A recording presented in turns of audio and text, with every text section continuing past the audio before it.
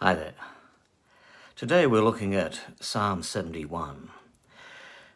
Wisdom is multi-dimensional. Today we're looking at two aspects of wisdom. We're looking at the objective and the subjective aspects of wisdom. The objective, first of all, it says in verse 6, "From birth I have relied on you. You brought me forth from my mother's womb." Then in verse 17, "You got a hold of me in my youth and taught me everything I know. Keep me at it when I'm old and gray."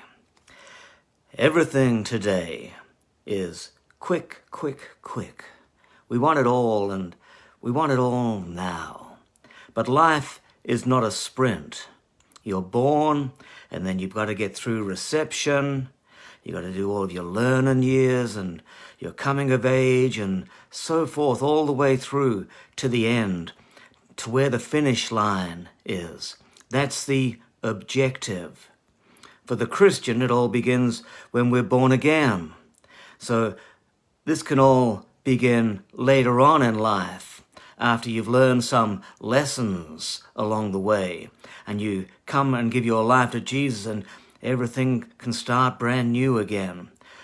Christianity, then, once you're born again, becomes a long walk in the right direction. You got to make sure that you finish well. It's not even so much about how you start off in life, but it's how you finish up that matters.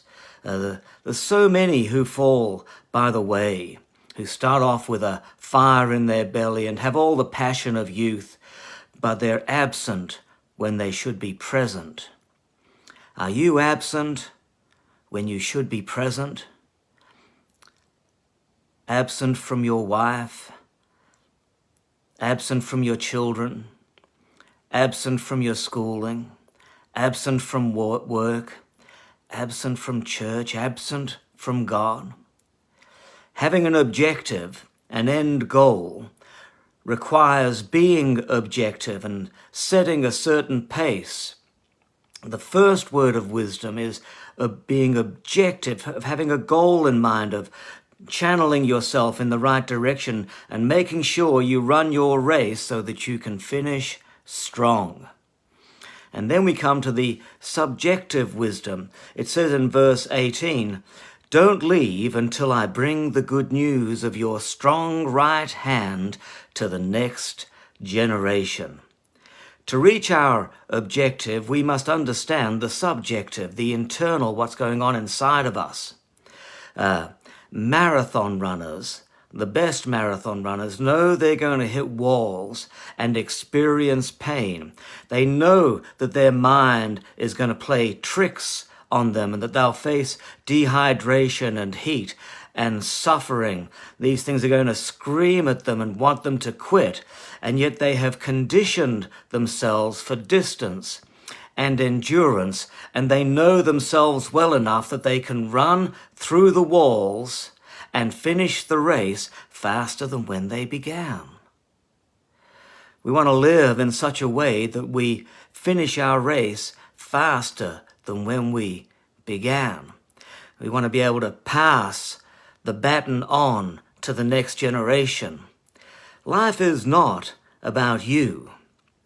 When you know that, you'll be willing to deny yourself for the sake of others.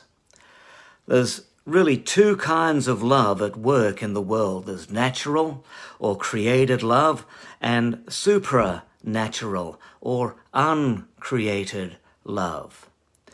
"You brought me from my mother's womb," we read. That's natural love.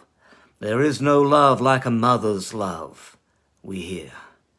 But a mother's love is a created love. The soul doesn't love God or even man with created love. The love within our hearts that comes from God is divine. It's uncreated. It's of a different nature. There are similarities. There are expressions of the divine nature through a mother's love for her child and through romantic love for your spouse, but it is an uncreated love that comes from God. There is a real, genuine difference because it's the love of God shed abroad in our hearts by the Holy Ghost. Created love can actually hinder our walk with God because it's wrapped in emotion and feelings and conditions and circumstance. So you've got to know yourself to be able to run this race well. And so we need to give up the rights to our feelings in order to allow a free passage in our soul for God's love to flow. That's the meaning of deny yourself. When we get this right, God will use our lives to penetrate the world around us with His love for generations yet to come.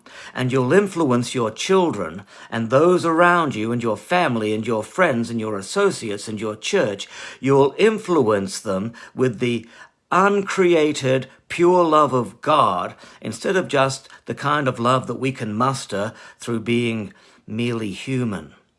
Then in verse 7, it says here, I have become a sign to many. Now, when we get the subjective and the objective working together, we become the sign and the wonder that the world needs in order to see that there is a God for them who is worth believing in. That they will see our lives and realize that there is something supernatural about our love, and they will go, well, I want a bit of that. I've got to find some of that. And they'll find it in Jesus, just like you will find it in Jesus. May the love of God be shed abroad in your hearts today, and may you live out your life with determination. May you be present. May you be there with the uncreated, pure love of God burning within your hearts, so that you can touch those around you who may be frustrating you, who may be hassling you, who you might be struggling with in the natural, but you can do things for them in the supernatural through the awesome love of God. God bless you. We'll see you again tomorrow.